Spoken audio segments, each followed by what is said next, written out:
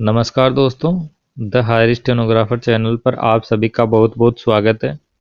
चलिए डिक्टेशन शुरू करते हैं 5 सेकंड बाद। Yes, start.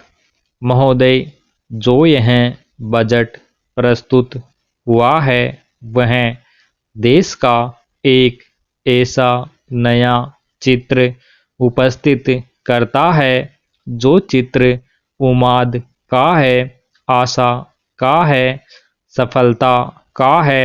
विराम। इसमें नए कर ज़्यादा नहीं लगाए गए हैं और जो थोड़े से कर लगाए भी गए हैं वे इस ढंग से लगाए गए हैं कि सभी लोगों पर उसका बोझ पड़ता है। विराम। इससे भी उनको निराशा हुई है। विराम। दूसरी बात जिससे उनको निराशा हुई है यह है कि 1-2 वर्ष देश को लेन देन के मामले में कठिनाई का सामना करना पड़ा था।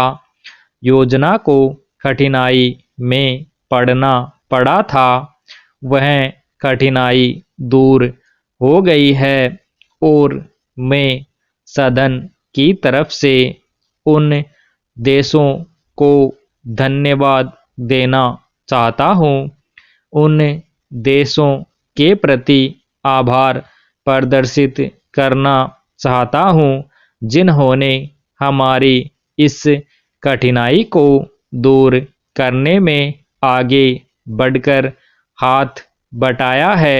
विराम। मेरे मित्रों को इससे निराशा हुई है कि विदेशी सहायता बहुत ज़्यादा और तेजी से पहुंच रही है और हमारी जो कठिनाई दूर हो गई है इससे उनको परेशानी हुई। विराम। कम्युनिस्ट इसलिए भी परेशान है कि पिछले 1-2 वर्षों में देश की पैदावार बहुमुखी ढंग से बढ़ी है, औद्योगिक पैदावार बढ़ी है। यह उनके लिए निराशा का कारण बना है। विराम।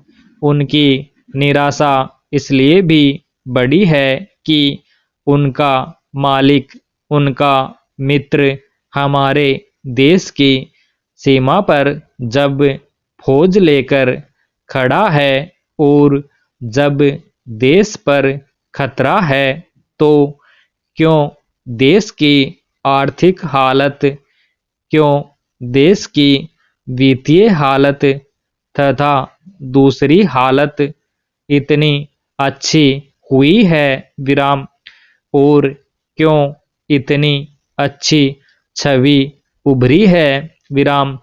लेकिन उनकी निराशा हमारी सबसे बड़ी आशा है, उनकी असफलता हमारी सबसे बड़ी सफलता है और मैं समझता हूँ कि उनके भाषण हमारे वित्त मंत्री महोदय के लिए सबसे बड़े बधाई के भाषण हैं। विराम पेरा। 2-3 और चीज़ों की ओर मैं आपका ध्यान दिलाना चाहता हूँ। विराम। उन की ओर दूसरे माननीय सदस्यों ने भी आपका ध्यान दिलाया है। विराम। हमारी सरकार का ध्यान भी उस ओर गया है। विराम। लेकिन मैं समझता हूँ कि उन पर और अधिक ध्यान देने की आवश्यकता है। विराम। पहली बात तो यह है कि जब चीज़ों की पैदावार बढ़ रही है, जब देश उन्नति की तरफ जा रहा है, तब भी देश में कीमतें बढ़ रही है। विराम। स्टॉप।